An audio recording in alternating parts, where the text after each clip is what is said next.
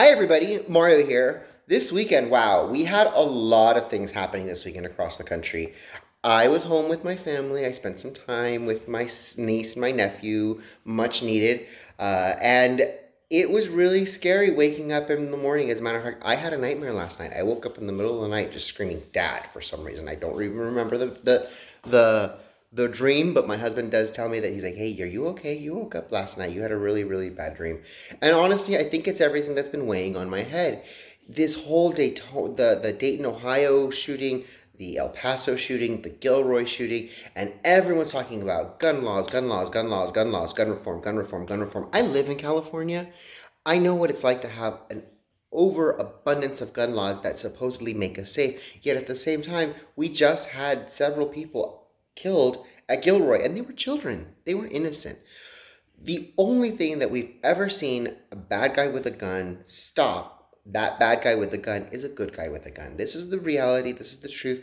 Someone walks into your house, you're calling the police, you're calling 911, you're waiting for the coroner. Let's be honest, you're just waiting for the coroner. Unless you have a weapon yourself and you can protect yourself. Guns are the greatest equalizer in the world. I had a nice conversation with a young lady yesterday about, because I am a gay Republican, because I do lean right. She wanted to find out more. Why, why do you like Trump? Why do you believe in the things that you do? And after the end of the conversation, she kind of instead of being saying she leaned more left, she's saying, well, I'm kind of more moderate. I'm listening to what the things you have to say. And the things I have to say sometimes are really common sense. Living in California, there is no open carry, there is no concealed carry unless a serious issue has arisen. And even some places like Buffalo Wild Wings won't even allow armed police officers to go into their establishment for lunch. So they've completely disarmed a lot of the population. So when someone walks into a business, like I was in Yard House last night, I told her, I said, if someone were to walk in here and decided to start shooting, not a single person would be able to fight back because not a single person probably has a CCW. It's very rare in California. I said, if you can envision every other person maybe having gun training, being knowledgeable about guns, someone walks in and tries to do harm, those people with guns are going to step up. And what we did find in Texas is the one gentleman who did step up was there to step up to protect children, the most innocent in our society. Greatest, most noble thing in the world. Why would we want him to confront the shooter and put the children at risk? You don't. So in instance after instance after instance, whether it's a home invasion, whether it's on the street, the only thing that's going to stop a bad guy with a gun is a good guy with a gun. And we're finding now the media, if it doesn't meet their narrative, if it's not a white guy, if he doesn't lean right, if he's doesn't have some sort of agenda, he's not going to get any sort of press. The Gilroy shooter literally circumvented every single gun law in California so that he can do what he wants. As we've been saying from the beginning, criminals don't follow gun laws. This man did it. He did that. He basically broke every single law he possibly could, from carrying a gun across state lines to cutting the chain link fence so he could avoid security. When people want to do harm, they will find a way to do harm. This guy in Texas, this guy in Dayton, Ohio, we're starting to find out more information. And what's interesting is people across the country the internet has become so interconnected that people can find out the truth in seconds.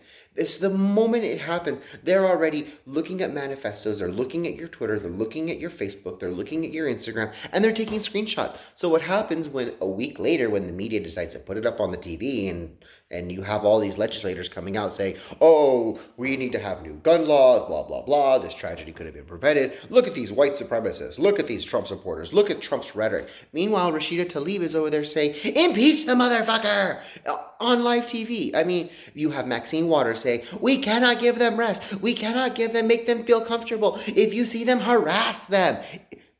This is the left telling people to act out in violence. Eric Holder was just saying, well, Michelle Obama says that when they go high, we go low. No, when we go low, we kick them. He said that. I wrote it in my Mario Presents blog. They're literally advocating violence, but then are horrified when Trump says, send them back. Clutch the pearl. Really?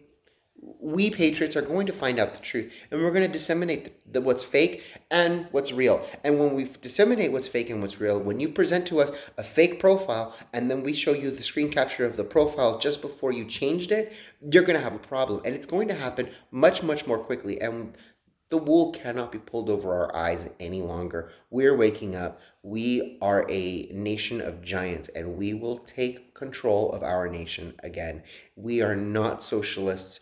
We are Americans. We love our country. We want to protect the most innocent in our society from enemies, both foreign and domestic, and we will do that with our very lives.